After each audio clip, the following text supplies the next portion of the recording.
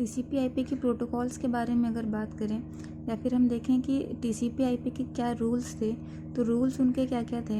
एक रूल था कि नेटवर्क पर डेटा ट्रांसमिट कैसे हो। टीसीपी आईपी का पहला रूल है कि आप किस तरीके से डेटा को ट्रांसमिट कर रहे हो नेटवर्क पे।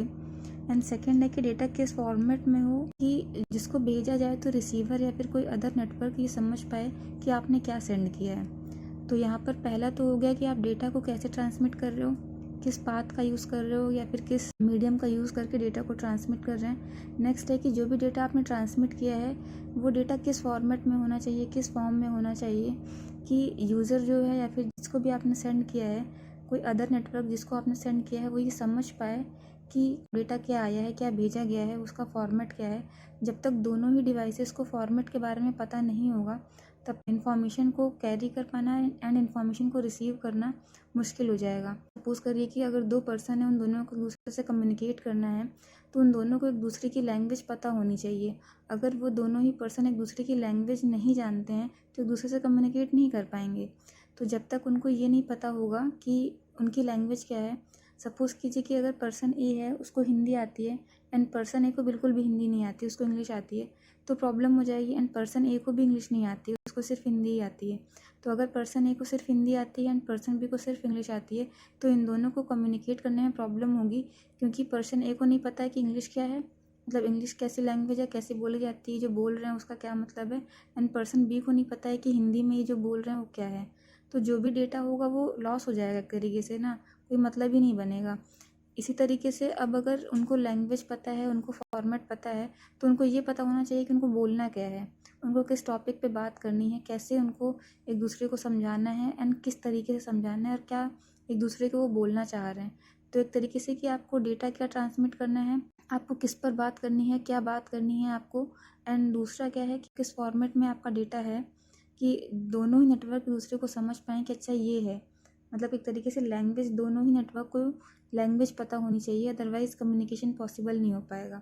तो ये थे रूल्स टीसीपी आईपी के। नेक्स्ट अगर हम बात करें कि की फीचर्स क्या थे टीसीपी आईपी के, तो यहाँ पर जो पहला प्रॉब्लम था कि पहले क्या था कि एक तरीके से डिसेंट्रलाइज कर दिया गया था चीज़ों को, कि एक कंपनी का जो भी कंप्यूटर है वो उसी कंपनी के कंप्यूटर से कम्युनिकेट कर पाएगा, किसी और कंपनी के कंप्यूटर से कम्युनिकेट नहीं कर पाएगा। तो इस चीज़ को ख़त्म की गई कि ये जो कंपनी का ब्रांडिंग का नियम आ रहा था कि एचपी का एचपी से ही करे या फिर कोई अमेरिकन कंपनी है तो वो अमेरिकन कंपनी से कम्युनिकेट करे, इसको क्या किया गया, इसको हटाया गया टीसीपी आईपी मॉडल में। तो कैसे हटाया गया, उनके क्या की फीचर्स थे। तो पहला की फीचर था एंड नोड वेरिफिकेशन। तो एंड नोड वेरिफिकेशन में क्या हुआ कि किसी भी टाइप के डेटा ट्रांसफ़र के लिए दोनों ही एंड पॉइंट इस बात के लिए रिस्पॉन्सिबल होने चाहिए कि डेटा पूरी तरीके से सक्सेसफुली ट्रांसफ़र हो गया है। मतलब कि यहाँ पर जो भी डेटा भेजा गया है एक एंड से दूसरे एंड को, मतलब कि सेंडर से रिसीवर को जो भी डेटा भेजा गया है, डेटा पूरी तरीके से भेजा गया है एंड रिसीवर ने उसको रिसीव कर लिया है। तो ये एक तरीके से उनको पता होना चाहिए, एंड टू एंड वेरिफिकेशन होना चाहिए कि सेंडर एंड ने सेंड कर दिया है एंड रिसीवर एंड रिसीव कर लिया है। जब तक ये पूरा का पूरा वेरिफिकेशन नहीं हो जाता तब तक आपका कम्युनिकेशन आप रोक नहीं सकते हो। तो यहाँ पर इन दोनों के बीच में कोई और ऐसा बंदा ना हो जिसको ये पता हो कि क्या भेजा जा रहा है। तो एक तरीके से अगर किसी और को पता नहीं होगा तो यहाँ पर सिक्योरिटी लेवल बहुत ही बढ़ जाएगा। तो बीच का कोई पर्सन नहीं है जिसको ये पता हो कि सेंडर ने क्या भेजा है एंड रिसीवर ने क्या रिसीव किया है। तो बीच में यहाँ पर कोई भी नहीं है, बस यहाँ से सेंडर ने इन्फॉर्मेशन को भेजा एंड रिसीवर ने रिसीव किया, और दोनों ही क्या कर रहे हैं, एक दूसरे के लिए अपने अपने काम के लिए रिस्पॉन्सिबल है कि हाँ हमने सेंडर ने भेजा है, रिसीवर ने रिसीव किया है। नेक्स्ट की फीचर है डायनेमिक राउटिंग। डायनेमिक राउटिंग में क्या है कि एंड यूज़र जो भी होगा उसको ये एक तरीके से फ्रीडम है कि वो डेटा को ट्रांसफ़र करने के लिए कोई भी पाथ को सेलेक्ट कर सकता है एंड अपने अकॉर्डिंग जो भी नेटवर्क यूज़ हो रहा है, जो भी सेंडर है वो उसको फ्रीडम है, उसके पास फ्रीडम है कि वो मल्टीपल पाथ्स में से कोई भी एक पाथ को फॉलो कर सकता है, उसमें से जो बेस्ट हो। तो एक तरीके से बेस्ट पाथ फॉलो करने के लिए या फिर बेस्ट पाथ को चूज़ करने के लिए यहाँ पर फ्रीडम होती है। टीसीपी आईपी ये फीचर देता है कि कोई भी जो भी सेंडर एंड है या फिर रिसीवर एंड है या फिर जो भी एंड नोड है वो क्या कर सकता है, उसके पास ये फैसिलिटी है कि वो कोई भी पाथ फॉलो कर सकता है। मतलब कि मल्टीपल पाथ्स होते हैं यहाँ पर, ज़रूरी नहीं है कि आपको एक डेटा को ट्रांसफ़र करने के लिए केवल एक ही पाथ है। बहुत सारे पाथ होते हैं, यहाँ पर कोई भी पाथ फॉलो किया जा सकता है। तो अगर कोई भी पाथ फॉलो किया जा सकता है तो नेटवर्क क्या करेगा, इन सारे पाथ में से देखेगा कि कौन सा पाथ बेस्ट रहेगा डेटा को ट्रांसफ़र करने के लिए एक एंड से दूसरे एंड को। तो जिस पाथ से उसको लगेगा कि अच्छा ये वाला पाथ बेहतर है, तो उस पाथ को वो चूज़ करेगा एंड उस पाथ को चूज़ करने के बाद उस डेटा को उसी पाथ से सेंड कर देगा। मतलब कि मल्टीपल पाथ का यूज़ यहाँ पर किया जा सकता है एंड एक तरीके से आपके पास चॉइस भी है कि आप चूज़ भी कर सकते हो कि कौन से पाथ से आप डेटा को ट्रांसफ़र करें। तो ये दो फीचर्स थे आपके पास। पहला था and node verification and second है डायनेमिक राउटिंग। नेक्स्ट टॉपिक है कि यहाँ पर TCP/IP ने कौन कौन से इशूज़ को रिजॉल्व किया। यहाँ पर एक तरीके से अगर देखा जाए कि design issue of data link layer, मतलब कि जो भी आपके पास मॉडल है, TCP/IP मॉडल है, इसमें जो भी डेटा लिंक लेयर है उसने कौन कौन से इशूज़ को सॉल्व किया। तो अगर हम नेटवर्क इशूज़ को देखें तो नेटवर्क इशूज़ में पहला जो इन्होंने प्रॉब्लम सॉल्व किया वो एड्रेसिंग का प्रॉब्लम था कि जो भी आप डेटा को सेंड कर रहे हो वो कहाँ कहाँ पे सेंड होना है, प्रॉपर किस IP एड्रेस पे सेंड होना है। क्योंकि यहाँ पर नेटवर्क की बात हो रही है तो हम जिस भी डेटा को सेंड करते हैं प्रॉपर उसका कोई एड्रेस होता है। सपोज़ हमें कहीं जाना है या फिर कहीं से हमें जाना है, हम कहीं रह रहे हैं, हम जहाँ भी रह रहे हैं उसका एक एड्रेस है। हम अपने यहाँ से निकल के कहीं जाते हैं तो वहाँ का भी एक एड्रेस होता है। तो हम एक एड्रेस पर ही जाते हैं और एक एड्रेस पर ही रहते हैं। तो उसी तरीके से यहाँ पर जो एड्रेस का इशू था उसको सॉल्व किया गया। तो हर एक डेटा को, हर एक सेंडर एंड को, रिसीवर एंड को या फिर हर एक एंड को यहाँ पर एक IP एड्रेस प्रोवाइड किए गए। मतलब कि हर तरीके से एक तरीके से उनको एक इंडिविजुअल एड्रेस प्रोवाइड कर दिए गए कि डेटा को जहाँ भी ट्रांसफ़र करना है उसके लिए एक तरीके से IP एड्रेस जनरेट कर दिया उन्होंने। तो नेटवर्क इशू ने, TCP/IP ने इस प्रॉब्लम को सॉल्व किया। नेक्स्ट प्रॉब्लम था राउटिंग। राउटिंग का मतलब क्या है कि कौन से पाथ को फॉलो करके डेटा आपका ट्रांसफ़र होगा। तो अगर केवल एक ही पाथ रहेगा तो डेटा को ट्रांसफ़र करने में मुश्किल होगा।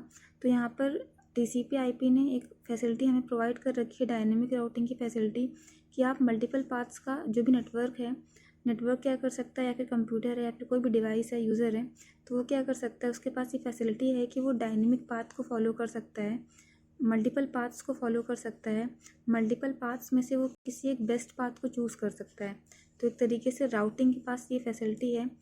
TCP/IP ने ये फैसिलिटी प्रोवाइड की कि you can choose your best path. तो यहाँ से पाथ की प्रॉब्लम को सॉल्व किया गया। नेक्स्ट है नेम रिजोल्यूशन।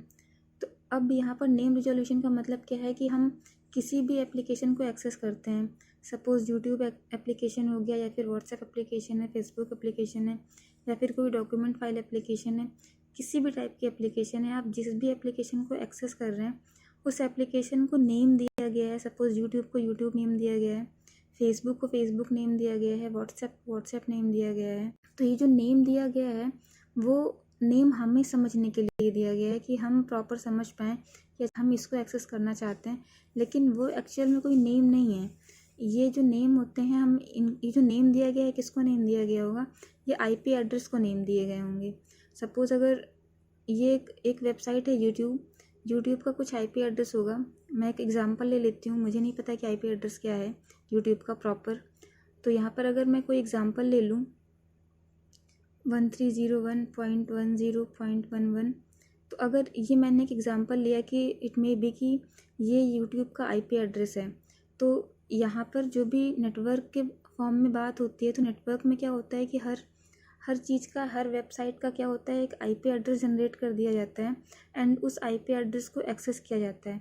जब भी हम इसको एंटर करते हैं अपने डिवाइस में, अगर हम इस चीज़ को एंटर कर रहे हैं अपने डिवाइस में, मतलब कि हम यूट्यूब को एक्सेस करना चाह रहे हैं, लेकिन बैक एंड में क्या चल रहा होता है, एक IP एड्रेस भी टाइप हुआ होता है। इस IP एड्रेस के थ्रू इस वेबसाइट तक हम रीच करते हैं। तो जो भी कंप्यूटर है, जो भी नेटवर्क है, वो इसको नहीं समझ रहा है, इसको केवल हम समझ रहे हैं। youtube.com को हम समझ रहे हैं कि अच्छा हम इसको एक्सेस कर रहे हैं, लेकिन जो कंप्यूटर है, जो नेटवर्क है या फिर जो डिवाइस है, वो किसको समझ रही है, वो इस IP एड्रेस को समझ रही है। तो जितने भी आपके पास वेबसाइट्स हैं उन सभी के डिफरेंट IP एड्रेस हैं। अब सभी का IP एड्रेस हम याद नहीं कर सकते, ह्यूमन सभी के IP एड्रेस को याद नहीं कर सकता, इतने नंबर्स को कौन याद रखेगा। तो इन नंबर्स को ना याद रखना पड़े हमें, हम कैसे कहें कि हम 1301.110 इस पर जा रहे हैं, नहीं। तो इस प्रॉब्लम को हटाने के लिए हमने क्या कर दिया, इसको नेम कर दिया।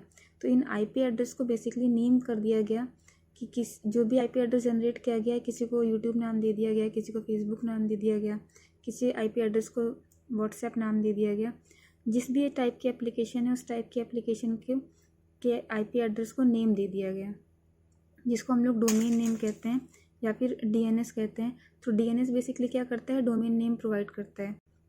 तो ये काम था आपका नेम रिजोल्यूशन का।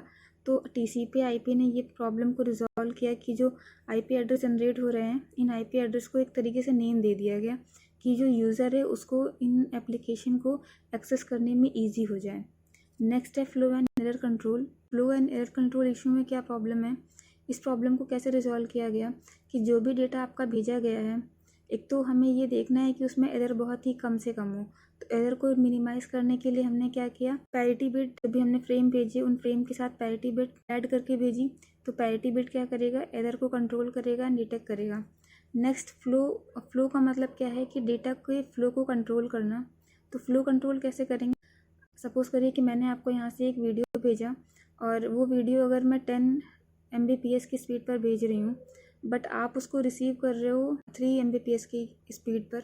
तो अगर मैं 10 Mbps की स्पीड पर आपको वीडियोस भेजती जाऊँ लेकिन आप रिसीव कर रहे हो 3 Mbps पे, तो आप ये देखिए कि कितना गैप है स्पीड में। अगर मैं 10 Mbps पे आपको चीज़ें दे रही हूँ, आप रिसीव कर रहे हैं 3 Mbps में, तो आपको पैकेट्स लॉस हो जाएंगे, डेटा लॉस हो जाएगा। तो आप उस स्पीड में सारे के सारे चीज़ों को रिसीव नहीं कर पाओगे। या फिर इसको आप ऐसे समझिए कि सपोज़ करिए कि मेरे पास बहुत सारी बॉल्स हैं और उन बॉल्स को मैं सामने किसी को दे रही हूँ। अब अगर जिस तरीके से जिस टाइम पर मैं उस बॉल को सामने वाले को दे रही हूँ, उस टाइम पर अगर वो कैच नहीं करेगा, उसी स्पीड में कैच नहीं करेगा, तो वो मिस कर देगा। मतलब कि अगर मैं 1 बाय 1 भेजती जा रही हूँ बॉल को, तो अगर रिसीवर उसी टाइम पर उसी डिले के साथ अगर उसको रिसीव नहीं करेगा तो बॉल मिस हो जाएगी उसकी। तो उसी तरीके से जिस स्पीड पर हमने डेटा को सेंड किया है, उसी स्पीड पर डेटा को रिसीव किया जाए, वरना जो पैकेट्स हैं आपके वो क्या हो जाएंगे, लॉस्ट हो जाएंगे, इन्फॉर्मेशन आपकी लॉस्ट हो जाएगी। नेक्स्ट इशू है आपका इंटरऑपरेबिलिटी। इंटरऑपरेबिलिटी में क्या है कि जो भी प्रॉब्लम आ रही थी हमारी कि हम डिफरेंट नेटवर्क को एक्सेस नहीं कर पा रहे थे, डिफरेंट कंपनीज़ के साथ एक्सेस नहीं कर पा रहे थे, कम्युनिकेशन नहीं कर पा रहे थे कि HP का जो मॉडल है वो ASUS के मॉडल के साथ कम्युनिकेट नहीं कर सकता है, या फिर जो HP का मॉडल है वो डेल के मॉडल के साथ कम्युनिकेट नहीं कर सकता है। तो इस प्रॉब्लम को रिजॉल्व किया गया कि अब HP का मॉडल डेल के मॉडल के साथ कम्युनिकेट कर पाएगा, या फिर ASUS का मॉडल SP के मॉडल के साथ कम्युनिकेट कर पाएगा। मतलब कि ये जो ब्रांडिंग थी कि हम नहीं सेम ब्रांडिंग में कम्युनिकेट करेंगे, इसको एक तरीके से हटाया गया कि अब डिफरेंट ब्रांडिंग भी एक दूसरे से कम्युनिकेट कर सकती हैं।